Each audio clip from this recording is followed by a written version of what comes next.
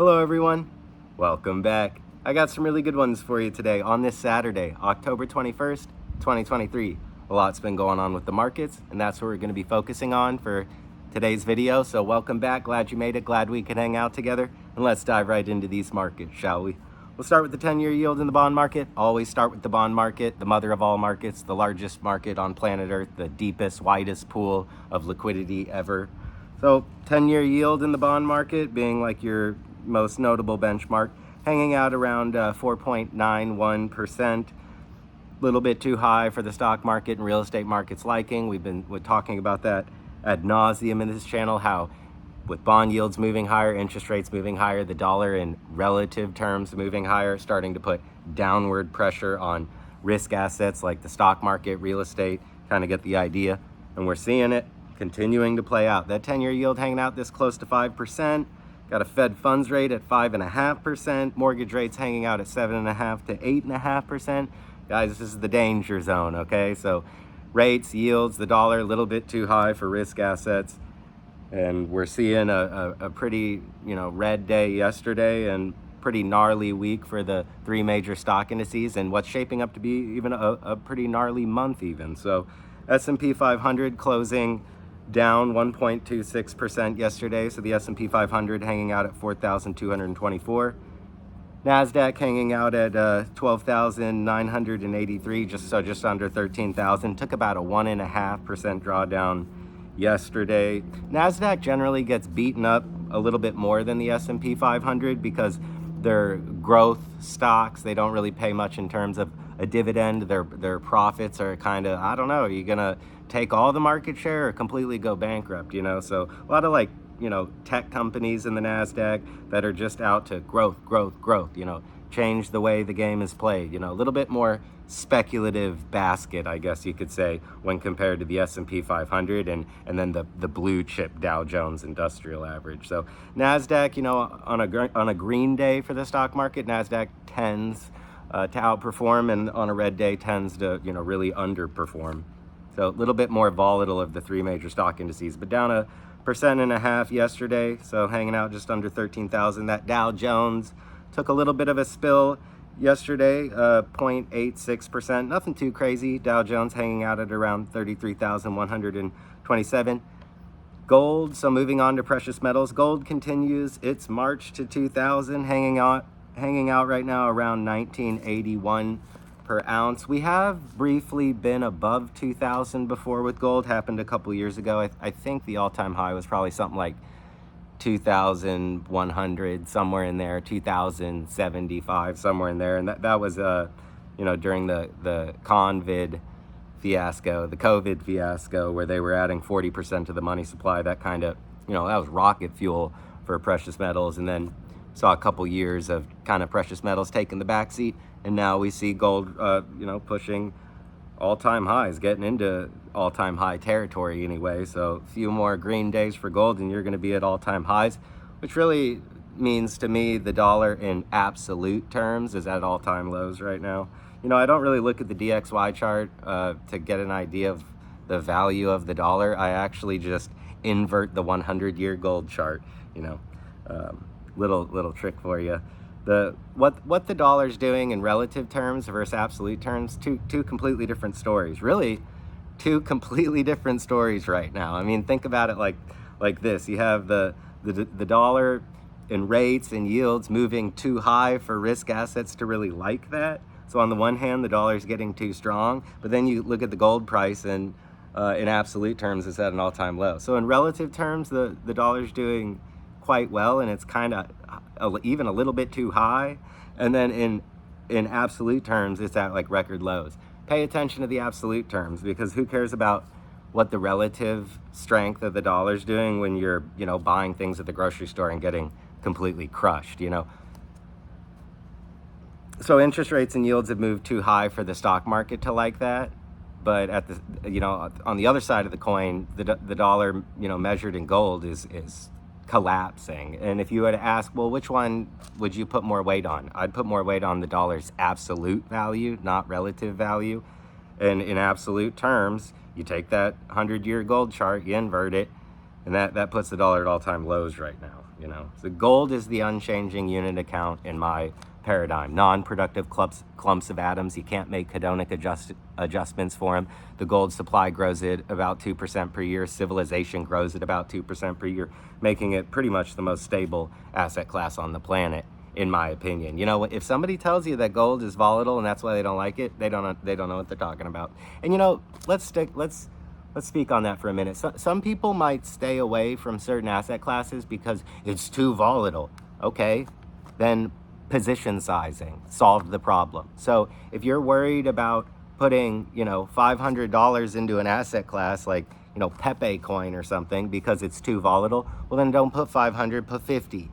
Problem solved. Now you stand to lose, you know, a 50% drawdown on $50. That's $25. If you can't lose $25, then yeah, stay very far away from this game. So you see how, like, if there's an asset class like Tesla or gold or Bitcoin and you're like, I don't like that because it's too volatile, then you buy less of it. You know what I mean? To me, that's the answer, not just avoid. But you can avoid if you want. You know, if you're really conservative and you're just 60-40 stocks and bonds and you don't like high growth tech stocks and you don't like speculative assets of any kind, you know, slow and steady wins the race. I would rather score tinier gains than windfall losses, you know. So a little bit, there's your little crash course on risk management for you. But anyway, gold hanging out at 1981 an ounce, on its way to 2000, and then we're going to see if it breaks 2000, you know, breaks out to all-time highs. Who knows where it could go?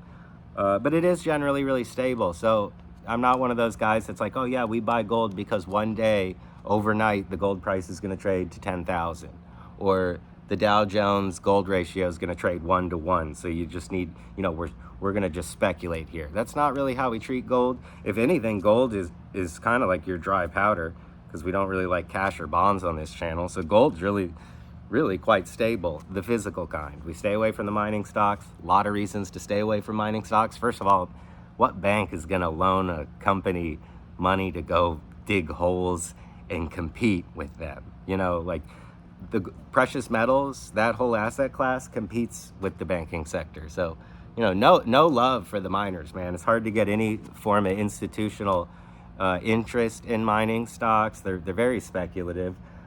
Just because you have a bunch of gold in the ground, well, do you have good infrastructure? Do you have roads? Do you have water? Do you have a geopolitically stable jurisdiction to do all of this in? Do you have a good mine engineer? And let's say you have a good mine engineer, but there's no gold there. Or let's say there's a ton of gold there, but you build the mine and it collapses in on itself and traps a few people, you know, or a company, you know, gets nationalized by its government. A lot of these gold mining, silver mining companies, they're in places like, you know, South Africa, the Congo, Namibia, Mexico. It can get a little dicey for mining companies. And then if you're in a stable jurisdiction like United States or Canada, well, you're dealing at a stack of papers that thick just for permitting. So even if you have a ton of gold in the ground, it might take you 9-10 years just to get, you know, just to start extracting that stuff. So besides, why would you want to invest in gold and silver mining companies when all you're doing when you invest in them is stimulating supply? What you're doing is say, take all these dollars and bring more gold to market. I don't want more. If I'm holding a bunch of physical silver and gold, the last thing I want is to stimulate supply. I don't want to be giving out a bunch of money so that people bring more and more gold to market faster. What I want is no new gold and silver being brought to market. I have all the gold and silver. That's the kind of scenario you want. So I really don't like mining stocks. People like to say too, they're old, but they're leveraged to gold and silver. Yeah, leveraged to the downside, you know what I mean? And I wouldn't even buy the indexes like GDX or GDXJ. So you can buy gold and silver mining indexes. No, not with that. You stack physical metals for the long term, gold, silver, platinum, palladium, you know, whatever. You sit on it, you never sell it. If you can't hold it in your hand, you don't own it. And that's that. And do you want to go all in on something like that? No, because you're going all in on something that's valued doesn't really change much. You know, 1 ounce of gold was a nice suit 50 years ago. Today, 1 ounce of gold is a nice suit. 50 years ago, an ounce of gold is like $35, but so was a nice suit. Today, an ounce of gold is $2,000, and a nice suit is $2,000. Same could be said pretty much for a nice bolt action hunting rifle and an ounce of gold. They kind of keep that parity. Silver, a 1 ounce silver coin, about a cooked steak, and that it can change when it goes into speculative frenzies and bubbles, but otherwise, whenever you take delivery of a 1 ounce silver coin, cool, you got an already cooked steak. But here's the thing, if you just bought steaks, those are gonna go bad. The cool thing about precious metals is there's no maintenance. If you bought a house, like as a value store, as an investment, well, you're gonna have to maintain it. You're gonna have to like mow the lawn and make sure the thing doesn't fall down. Gold, it's immediately convertible to any other asset class, any other commodity, houses, corn, wheat, whatever, but it's sitting in a shoebox with zero maintenance. So having no maintenance cost for gold is one of its advantages. You might want to store gold if you own too much of it, but we're kind of against that on this channel, just owning so much that you're going to need to like pay people to stand around and guard it. Or if you did own a ton, like let's say I had like 5 treasure chests full of gold coins right now, which I don't, I wouldn't put them in, I wouldn't vault them. I wouldn't even put them in a safe deposit box. They would be hidden, like really good, which sounds like super corny and weird. It's like, dude, you're such a weirdo, like a little hoarder hiding stuff. But honestly, there really is no alternative with physical. You got to hide this up. And if you are, don't hide it behind like a painting and then there's a safe. Hide it like there's a hole in the ground with a safe, and then over that is a floor, and then over that is a rug, and then on top of the rug is an entertainment system. You want multiple degrees as like separation to get to your gold and silver. You don't want it to be like, oh, you flip up the rug and there's all the gold coins, or you flip up the mattress and there's all the gold coins and cash. You want to have like, that stuff, yeah, immediately accessible, but the bigger of a butt pain to get to, the better. And maybe not out in the open, because you don't want someone to watch you from 100 yards away digging a hole and burying it. He's just going to go over there and dig it up. So you're going to need to be super sneaky. Good luck with that. Or just avoid gold and silver, right? Totally can do that, because we don't do buy or sell recommendations on this channel. And a lot of people come to these kinds of channels to hear about speculation and investing and counterparties and who's going to do the most valuable jumping jacks. And gold's not going to do any jumping jacks for you. It's non-productive clumps of atoms sitting in your sock drawer, and you could come back in 10,000 years and they haven't changed at all, which is interesting. Gold is indestructible like that. You could leave it buried in the ground for like 10,000 years. There it is, right? It didn't fall apart on you. Like, if you stack nice suits or bolt action rifles or cook steaks, all of these things become obsolete, outdated. They rust, they fall apart, they require maintenance, and precious metals just doesn't carry those kinds of problems, which is one of the reasons we advocate for a little bit of stacking if you're into that kind of thing. If not, whatever. We got silver hanging out at $23.35. Silver's got, in my opinion, a lot of catching up to do down there in the gutter at $23.35. I think a reasonable price target for silver, medium to long term, could be like 79 to 132 an ounce. And if you're wondering where I'm getting that number, I'm just taking the gold price and I'm dividing it by its historic ratio. The historic ratio is about 15 to 1. So if you take the gold price and you divide it by 15, you get 132, somewhere in there. Pretty sure anyway. I hope so. Somebody should check my math on that. I'm quite certain.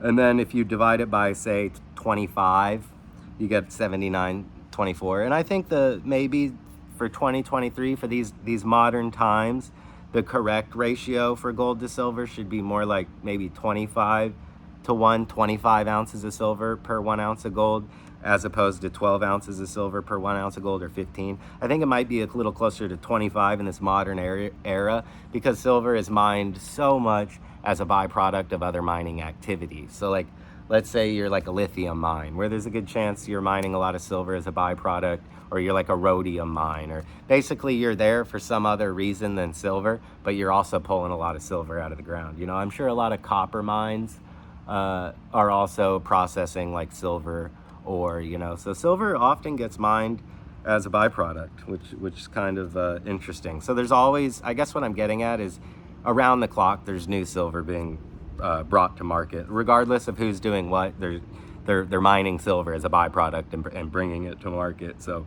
maybe 25 to 1 would be a more accurate reflection for this modern era. 25 ounces of silver being 1 ounce of gold. Sorry about this plane flying overhead. You know, Boeing flying overhead, they do need gold for industrial application. About, I think it's like 1 to 5% of the gold mined is used in electronics. Boeing will need it because they're in aerospace. You can look up gold's use in aerospace. They need a lot of it, you know, like even like space, right? Like they have a little gold foil, stuff like that. You know, gold has a lot of really cool properties that industries might need, but make no mistake about it, guys, the vast majority of gold's use is for the money and, you know, jewelry, and then it would be industrial application. For silver, half the silver that gets mined gets put into the electronics running that plane that just flew by. Isn't that crazy? Half of the silver that gets mined gets put into electronics. You know, it doesn't get, the other half for money and jewelry.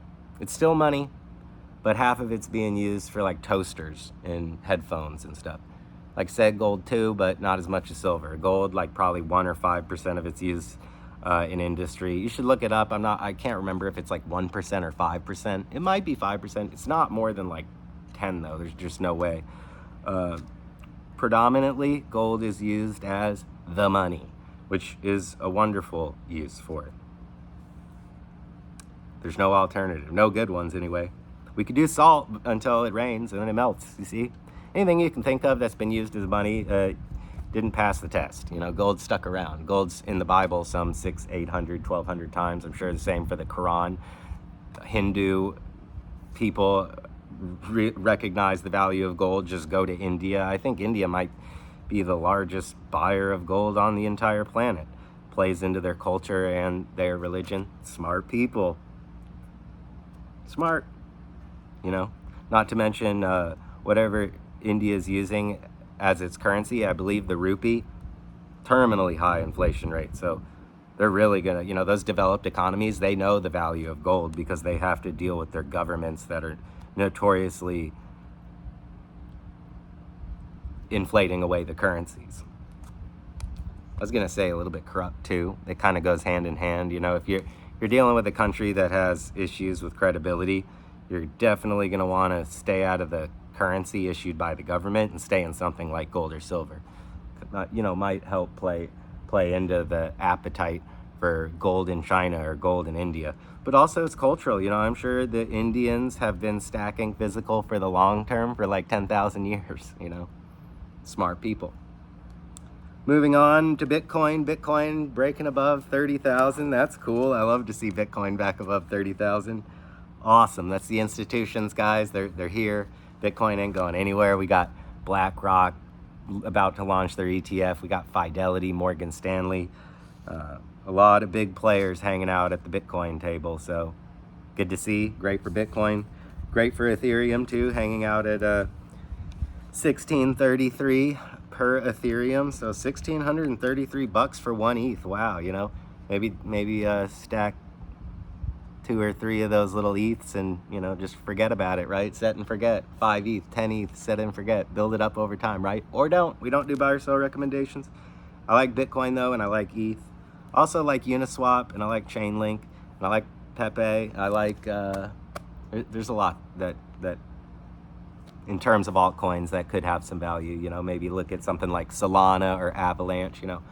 Or don't. If you're not gonna, you know, speculate on the degenerate altcoin casino floor, then I recommend just sitting with Bitcoin and Ethereum and calling it good.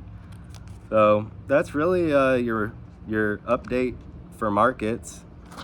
But I did want to discuss with you guys, really it's more market stuff, but more of big picture.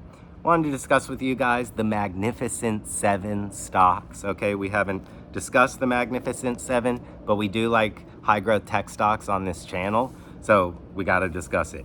Apple, Microsoft, Google, Amazon, Nvidia, Meta, Tesla. These are the Magnificent Seven. They're up like 92% year over year. They're the sole reason that the S&P 500 is up 18% this year. If you were to remove the Magnificent Seven stocks from the S&P 500, the S&P 500 would actually be down just a tiny bit. So the S&P 500 is being completely propped up by Apple, Microsoft, Google, Amazon, Nvidia, Meta, and Tesla. So if you don't own any of those, then you're probably down on your portfolio, you know. Don't do buy or sell recommendations, but I'd recommend you own 3 or 4 of these things. You know, maybe you don't like Meta and you don't like Mark Zuckerberg and you don't really know what's going on with Nvidia, so that left you with Apple, Microsoft, Google, Amazon, and Tesla.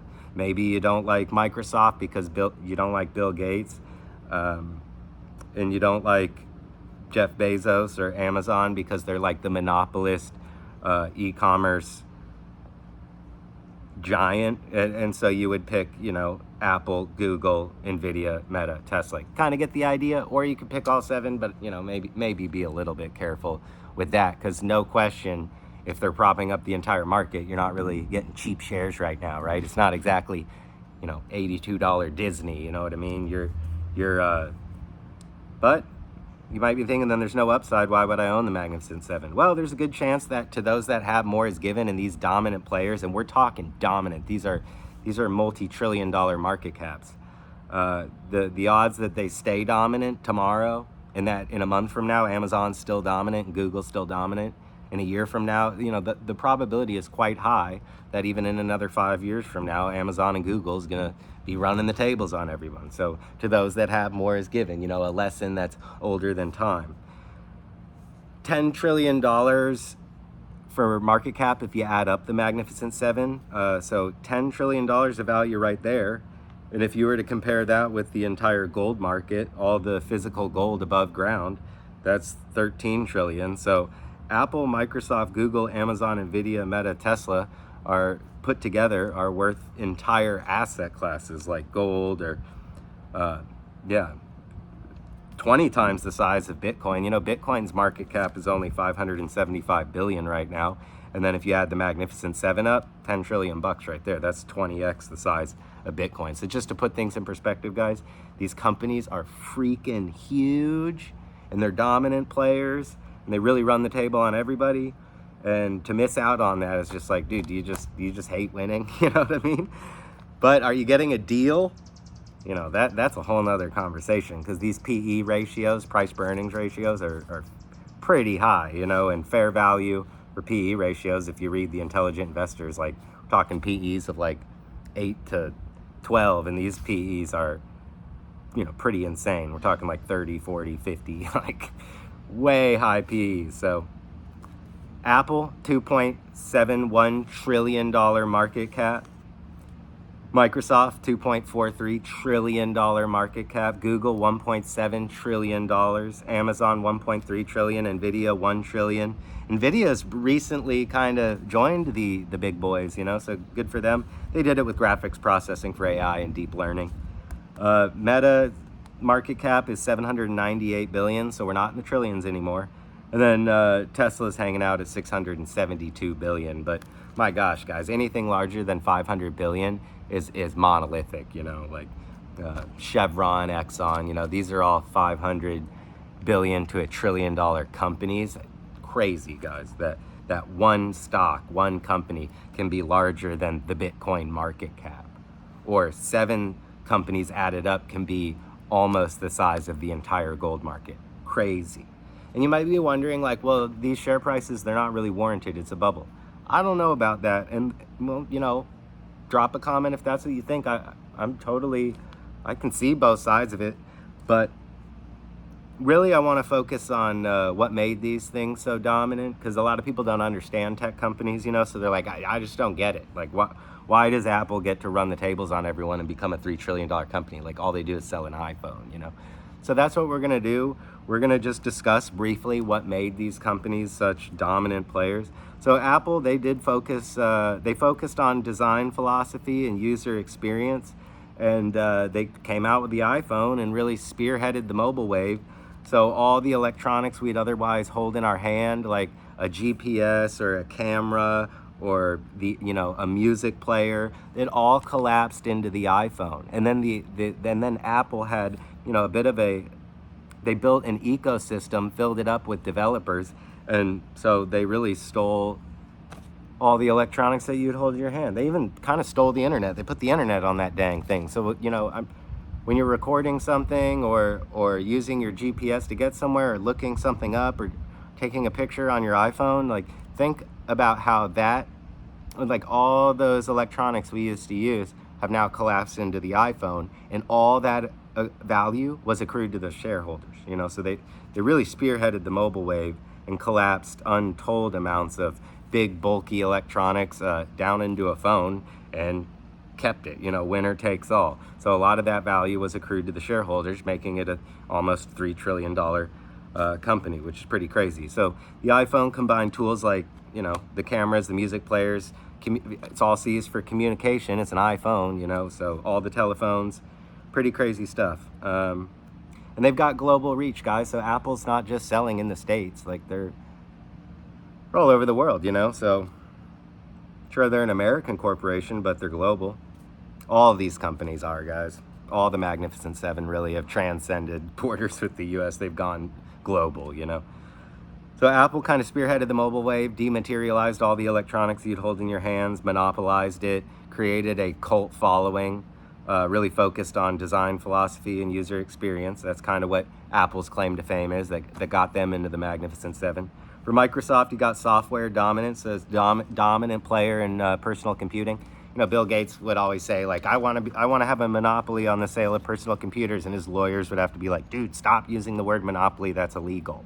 Like, no, you don't want a monopoly because that's illegal, like, shut up. But he totally did. It's a monopoly, all right? Like, think about all the laptops and desktops, and Apple has some market share there, but really dominated by Microsoft and their software. So pretty dominant player. Microsoft's also been able to pivot lately to Xbox over the last 20 years or so, which kind of helped them out, got into gaming. They get into AI, they got into cloud computing, so they're kind of malleable, they're kind of flexible. They really have been able to branch into things and actually pull it off. But I don't like Microsoft and I don't like Bill Gates. If you want to know my 4 favorite Magnificent Sevens, I would go with Amazon, Google, Apple, Nvidia. But I do like Tesla.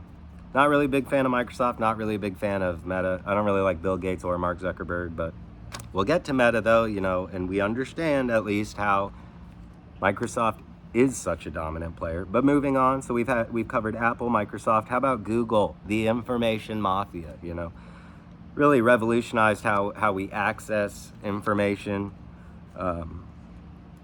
Using their search engines, really taking over the internet.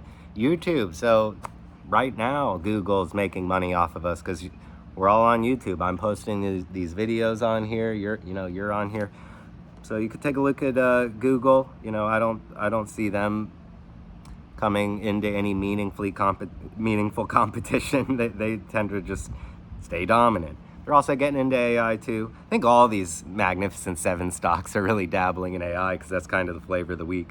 But I really like Google. It's technically called Alphabet, but I still call it Google.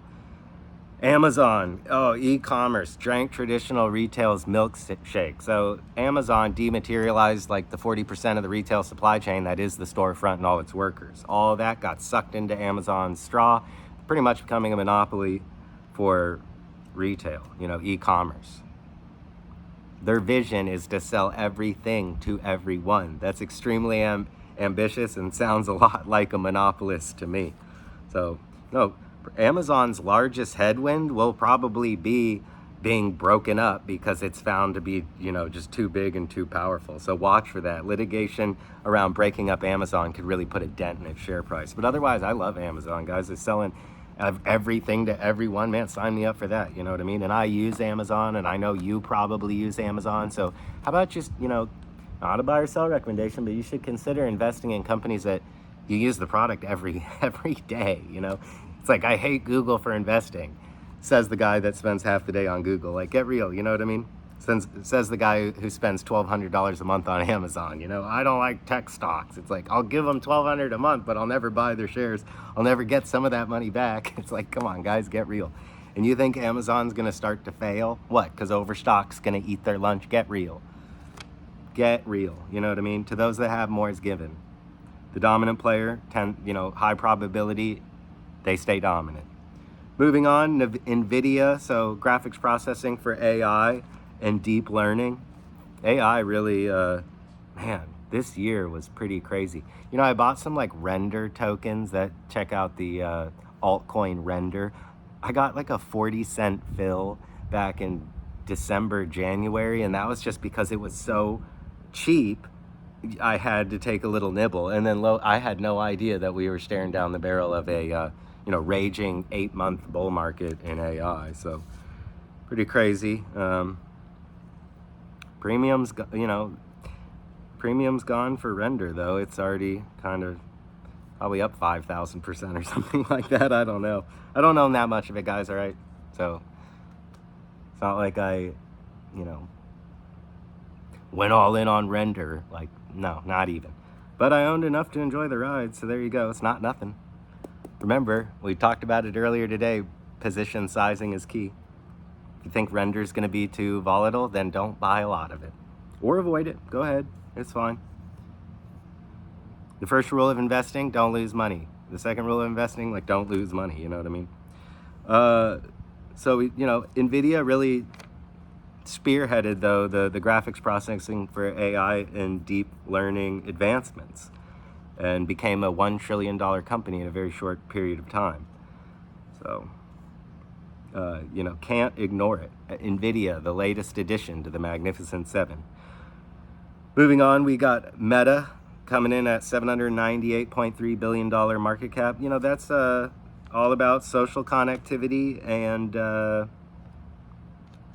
metaverse vision, right? I will say this, though. Probably the biggest thing I've been wrong in this whole channel since the inception of this channel was I did a video like about a year ago on the metaverse, and I was like, this is really going to shake things up, guys. Dude, not at all. The metaverse is really taking a beating. So if you're still bullish on the metaverse and you still think there could be something there, well, you might actually want to look into that, because everybody that bought into the metaverse pretty well lost everything. So if you think the party's not over yet, you might be able to get some cheap metaverse exposure. Not really through Meta, because they're a $300 and something a share company with a market cap already closing in on $1 trillion. But you could look at like Decentraland or Sandbox, some of the metaverse crypto tokens, but be careful with those guys. I mean, Decentraland, last time I checked, its active users were in the single digits. Like, no one's playing around inside the Decentraland metaverse, you know what I mean? Which could be a good thing. Like, you buy now, and then 20 people hang out in there, you're already looking like a genius. There's only 5 people in there today, so it wouldn't take much to 10x the number of active users on Decentraland and really do something for its price. But on the flip side of that, nobody seems interested. Like, seems like a crap. You know what I mean? You can look at Sandbox. That's another one. It's got a lot of VC capital, venture capital, but I don't think those venture capitalists are too happy with how Sandbox has gone so far. So just something you could look at. But anyway, that's what Meta's done, is just the social connectivity. So the Facebook, Instagram, I believe they own WhatsApp as well. They really revolutionized the way we socialize with one another. And then they have their metaverse vision, So they make a lot of their money on advertising, like for Facebook and Instagram. Then we got Tesla. Tesla's $672 billion. Electric mobility and autonomous driving. Elon Musk, SpaceX, the Boring Company, all things that really have kind of changed the game and changed the way we drive and changed the way we live. So Tesla is something that you could look at, True tech company, they got SpaceX too, with like Starlink, internet, satellite internet. I really like Elon, but Teslas are cool too. I've never met somebody that didn't like their Tesla, But anyway, that's really what you guys got going on for the Magnificent Seven. So just to wrap it up, just rattle it off one last time for you guys, and then we'll kind of wrap it up from here. It's in order of the largest market cap. No, it seems like I lost my place here. Here we go. Apple, Microsoft, Google, Amazon, Nvidia, Meta, Tesla. That's your magnificent seven. So look, you know, do what you want, but I'd look to own maybe 3 or 4 of those. Apple, Microsoft, Google, Amazon, Nvidia, Meta, Tesla. And I'm gonna leave you guys off on this, kind of getting to be a somewhat of a long video, but a lot's been going on. Jerome Powell gave a speech a couple days ago talking about trying to get inflation down to 2%. Jerome Powell, the Federal Reserve Chairman. About a 40-minute speech, listen to the whole thing, just dancing. He's, reiterating that the Fed is going to get inflation down to 2%. I don't believe him. Reiterating that he's working for the American public.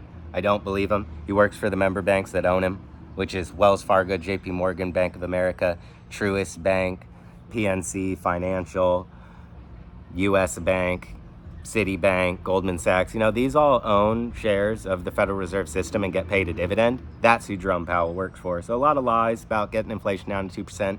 Fat lie. Working for the American people. Fat lie. Kind of tried to justify the behavior the Fed embarked on in March of 2020 when they added 40% to the money supply. You know, Powell reiterating, well, we were in a virus. And the virus was looking like it was going to kill millions of people and we weren't going to have a vaccine for up to 5 years. You know, that was a very real scenario. So we had to pull out all the stops. Okay, you pulled out all the stops, in parentheses, to keep your homies rich, destroyed the value of the dollar in the meantime, and now you're trying to raise interest rates. And he's saying things like, you know, it's really important that the Fed remains independent, especially through these hard times, because the American public expects us to do the right thing, even though they know it might be difficult. You know, guys, when I hear that, I just think to myself, so hold on. You made the American public's life a living hell by adding 40% to the money supply, destroying future generations of this country. And then you're going to come out here and say, well, the American people expect us to do the right thing. What? In cleaning up the mess that you created? They engineer these crises, and then they talk about having the responsibility to clean them up. It's like, dude, you lit the fire, dude. You created all this inflation. You did. Jerome Powell and his homies at the Fed, and all the homies that own the Fed that aren't the American people. Now you've made a big mess, and you're really not bringing inflation down. You're just crushing the average American consumer with higher rates. And you want to talk about, well, this is just what we got to do. Yes, it is what you got to do. You lit the house on fire, and now you got to put it out. And this sucks. You know what I mean? Sorry. I don't want to get too spun up about it, guys. But it's like annoying, you know? But I watched Jerome Powell's 40-minute speech, so you wouldn't have to, you know? Just a lot of dancing, guys. Nothing crazy. Probably have 1 more, 2 more interest rate hikes. Maybe none. That's like the big question. Like, we know it's not going to be like 3 or 4 more. It's probably be like 1 or 2. Ooh. And then what? They're going to raise interest rates 1 or 2 more times. It's going to be like some week, 25 basis points. You know what I mean? And then what are they going to do? They're going to hold them steady until the markets start to vomit all over the floor. And then they're going to cut rates again. You know, so if you see the market going down further and further in the coming weeks, well, the Fed's got to make a move. Because remember, the Fed doesn't work for the American people. They work for those large banks that I rattled off earlier, the member banks. Goldman Sachs, Bank of America, Wells Fargo, JP Morgan, Citi. That's who the Fed works for. You know what I mean? So, but I work for you. Hey, what's up? We're going to win together. I want to see you win. Whether you like what you're hearing or disagree with everything, I want you to win. You know what I mean? I want you to make the best decision for you, whatever that might look like, and I want you to win. In the meantime, we're just going to carry on with the plan of life. We'll reconvene as things progress. Thanks so much for hanging out with me. I hope this Saturday finds you doing well, and we're just going to keep going, all right? Till next time.